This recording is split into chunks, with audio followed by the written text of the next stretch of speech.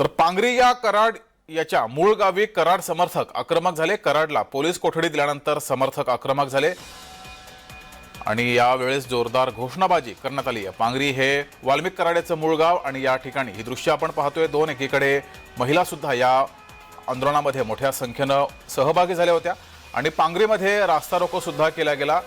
वाल्मिक कराड याच्यावर गुन्हा मकोका अंतर्गत गुन्हा दाखल झाल्यानंतरच हे सर्व कार्यकर्ते हे आक्रमक झालेले आहेत। तर 7 दिवसांची पोलीस कोठडी दिल्यानंतर सुद्धा या कार्यकर्त्यांनी रास्ता रोको केला, टायर जाळण्याचा प्रयत्न केला, तसंच रस्त्यावर उतरत जोरदार घोषणाबाजी सुद्धा केली आहे। मात्र पोलिसांनी हा सर्व प्रकार नियंत्रणात आणलेला आहे। काही कार्यकर्त्यांना ताब्यात सुद्धा घेतलाय।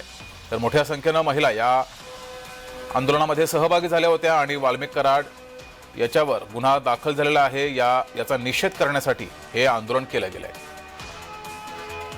तरी दोन दृश्य आपण पाहतोय। एकीकडे रस्त्यावर टायर जाळण्याचा सुद्धा वाल्मिक कराड याच्या समर्थकांनी प्रयत्न केला होता, मात्र हा प्रयत्न पोलिसांनी हाणून पाडलाय।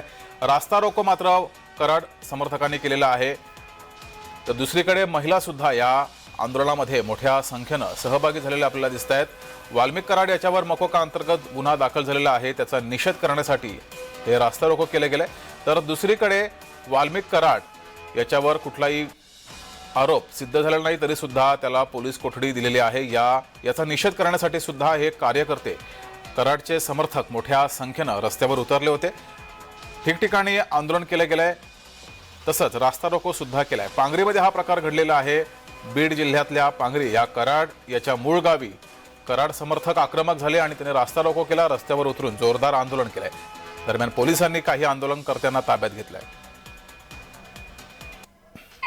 पांगरी येथे सुरू असलेले सकाळपासूनचं आंदोलन आणि आता तरुणांनी आक्रमक पवित्रा सगळा घेतलेला आहे। रस्त्यावरती टायर जाळण्याचा प्रयत्न केला। या ठिकाणी आता पोलिसांनी हस्तक्षेप केलेला आहे। आपण या ठिकाणी पाहू शकतो की कशा पद्धतीनं येथील पांगरी येथील सगळे तरुण आणि नागरिक हे आक्रमक झालेले आहेत आणि या सगळ्या नागरिकांनी आता रस्त्यावरती टायर टाकून त्याच्यावरती पेट्रोल टाकून ही टायर जाळण्याचा प्रयत्न केलेला आहे आणि वेळीच याच्यामध्ये पोलिसांनी हस्तक्षेप केल्यामुळं हा प्रकार इथे घडवता आला नाही। परंतु ज्या पद्धतीनं वाल्मिक कराड यांच्या मूळ गाव असलेल्या पांगरीमध्ये नागरिक आक्रमक होत आहेत, त्यांच्याशी बोलण्याचा प्रयत्न करूयात, जाणून घेणार आहोत की नेमकं त्यांची काय भूमिका आहे, काय एकंदरीत तुमची मागणी आहे, काय भूमिका आहे, कुठल्या विषयाच्या अन्नाबद्दल ना अन्नाची भूमिका आहे।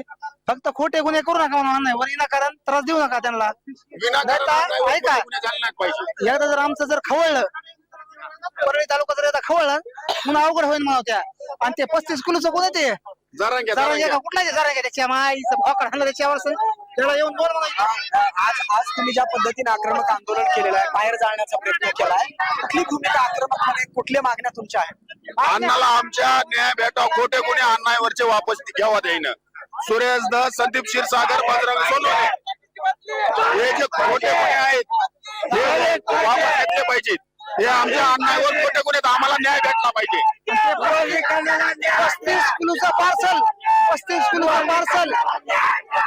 35 किलोचं पार्सल त्याला आम्ही वाटर लावतो म्हणून कसं लावायचं तसं। एकंदरीत नागरिक आक्रमक झालेले आपल्याला या ठिकाणी पाहायला मिळतात। माझ्यासोबत दुसरे नागरिक आहेत, त्यांच्याकडनं पण जाणून घेण्याचा प्रयत्न करणार आहोत। काय एकंदरीत तुमची भूमिका आहे?